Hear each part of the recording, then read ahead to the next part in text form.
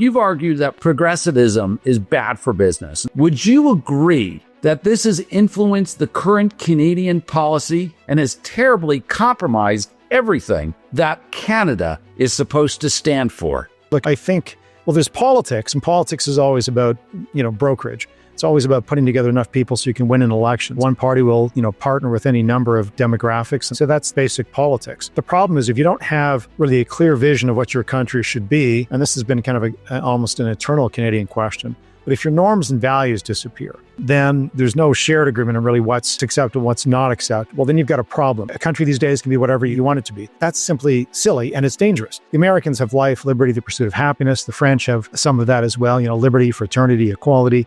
In Canada, we have peace, order, and good government. I'm not sure many people abide by that or think about that. But, we also have a tradition from the French and the English, a tradition of liberty, which sounds very American, but is actually very classically liberal. These days, one of the great dangers, Israel, is because there's no concerted notion of or common notion of what Canada should be, then we've descended into tribal politics again. It's one thing to be tribal, but a good idea.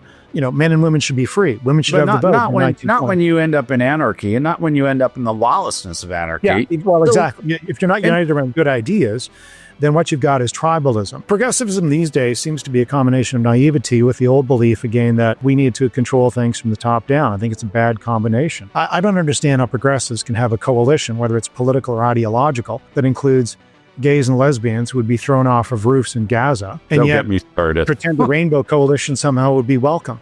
And this is what I'm talking about when I talk about the Marxist jihadist partnership, because that is the most bizarre thing that I'm trying to understand is I think Queers for Palestine has got to be the biggest oxymoron that has sort of been out there. I mean, you've argued. Well, maybe what it is, Israel, at base, there's a couple of things going on. It's a hatred of Western civilization and all that it represents. I think wrongly so, because no civilization is perfect, but especially the Anglosphere, I think, has done really well in getting rights to people, protecting what we call minorities. But again, I like to think of people as individuals, but not as a group. But, so I think there's an anti-Western, and there's a bit of a nihilism that goes along with part of that. So I think that's what unites them. But there's also there's a victim narrative. You mentioned one of my books, The Victim Cult.